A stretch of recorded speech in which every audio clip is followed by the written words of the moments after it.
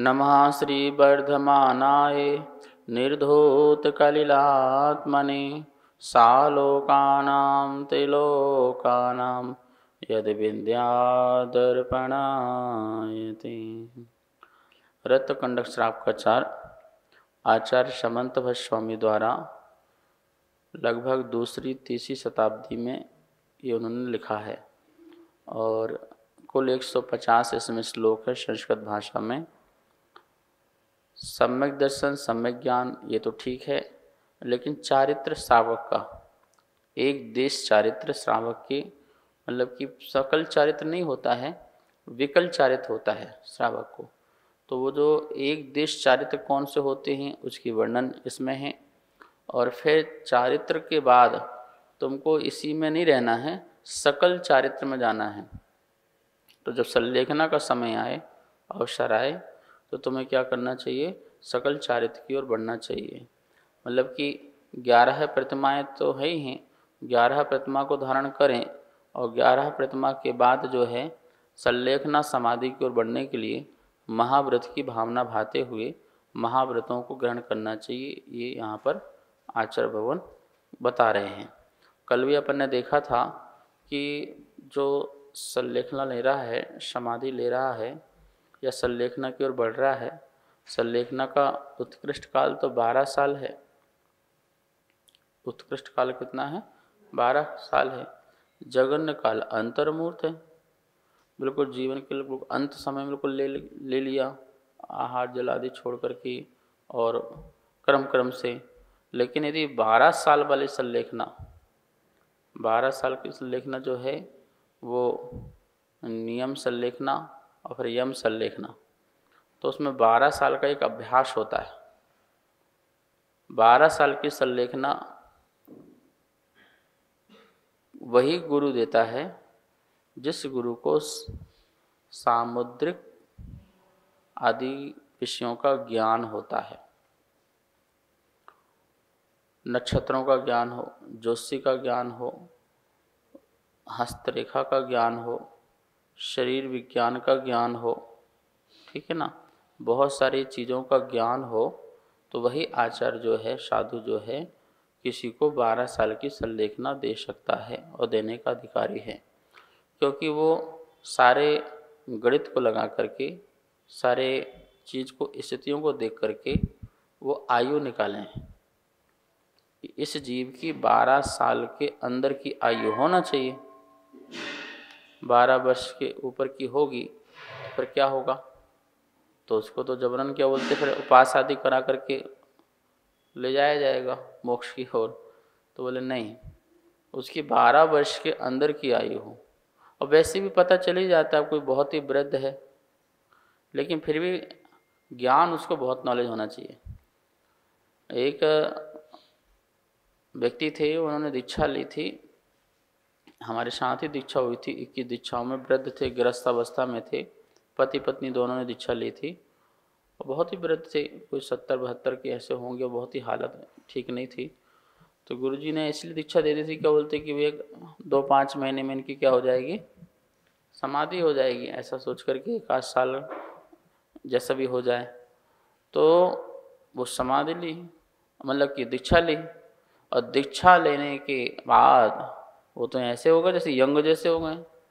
8-9 साल और चले, कितने साल, 8-9 साल चले, गुरु जी बिहार चलता रहा, बिहार में भी चलते रहे, तो इतनी शक्ति आ गई। तो हम इससे पता नहीं कर सकते कि सामने वाला व्यक्ति अभी बीमार है तो अभी चला ही जाएगा, नहीं।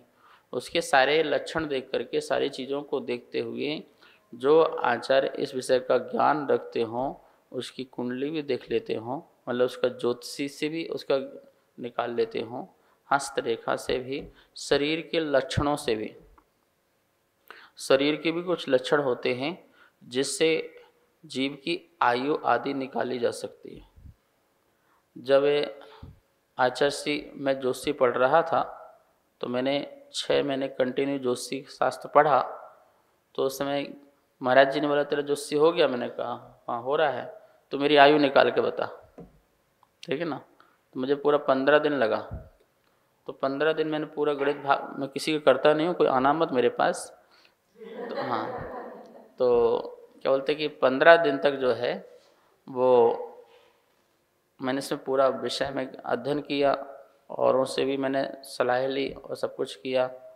तो मैंने HSC की 95 के अंदर की आयु निकाली कि 95 के अंदर की आयु निकलेगी। महाराज जी को जाके मैंने सीफल चढ़ाया, मैंने इतने हैं समझ जाओ। अरे तूने गजब कर दिया। बोले मैंने भी इतने निकाल रखा है। क्या बोले?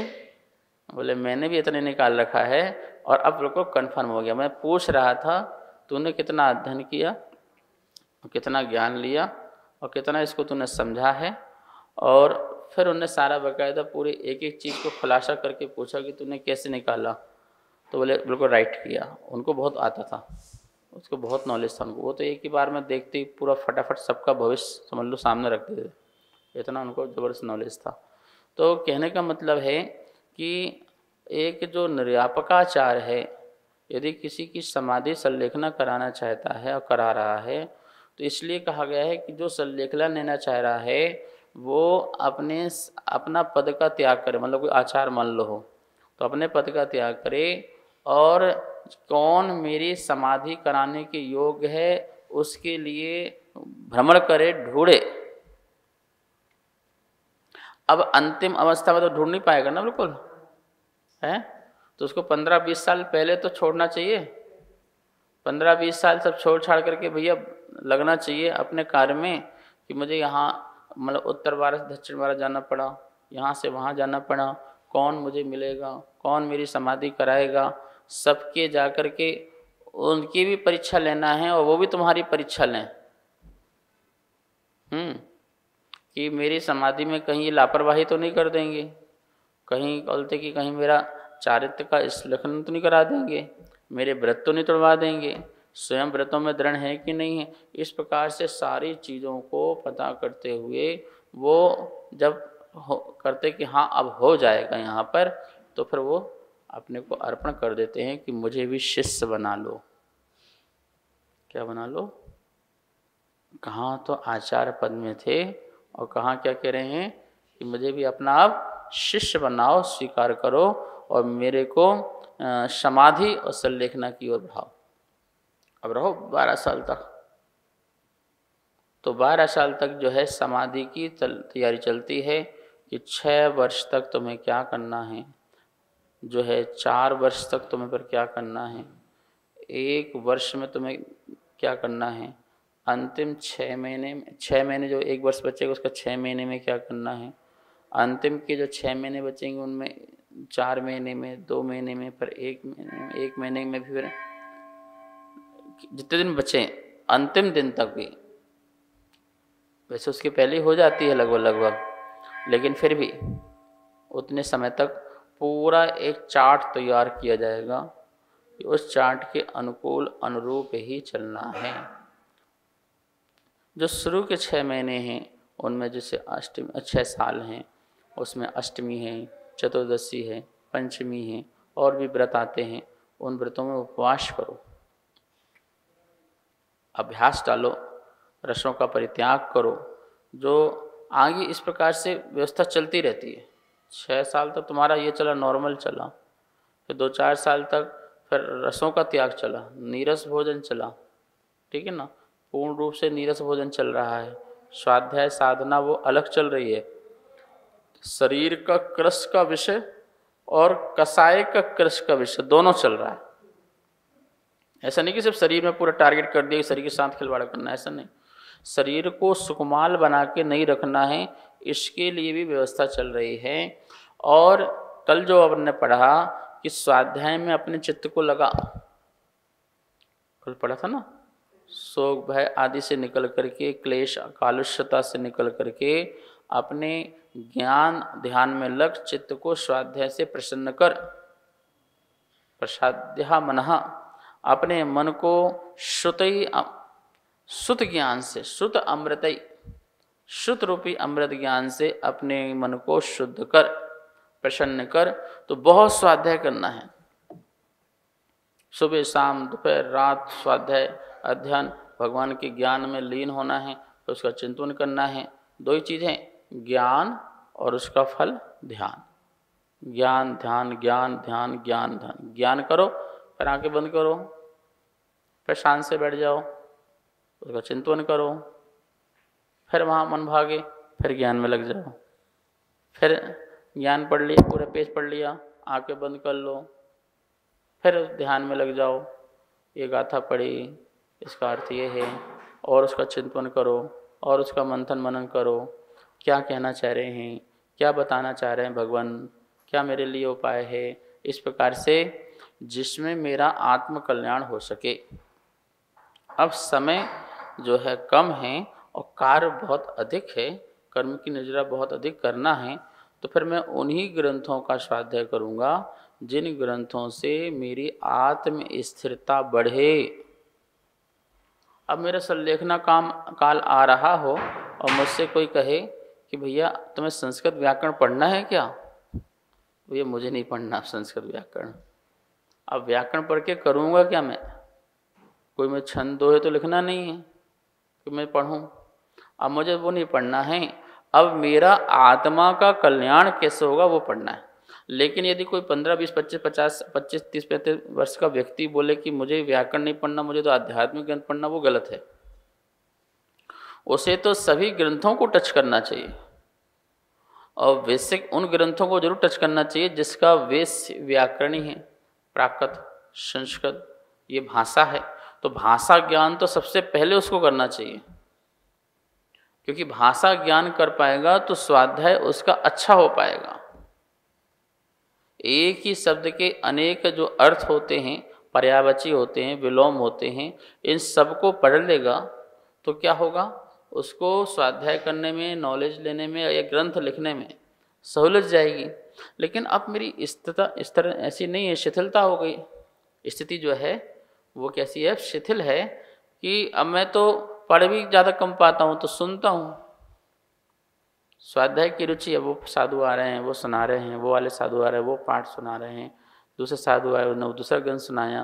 तो इस प्रकार से ये स्वाध्याय, ज्ञान और ध्यान। गांधी जी ने चिट्ठी लिखी बैरिस्टर चंपत राय जी को कि भैया मैं तो जो है क्रिश्चियन धर्म अपनाने जा रहा हूँ, जैन धर्म में क्या रखा है, पीले चावल चढ़ाओ, पीली धोती दुपट्टे पहनो और हो गया जैन धर्म। तो बोले नहीं नहीं। फिर ने इंट्रोडक्शन ऑफ जैनिज्म एक बुक लिखी और वो बुक पहुंचाई। बोले जैन धर्म ये नहीं है, जैन धर्म ज्ञान और ध्यान है। क्या है?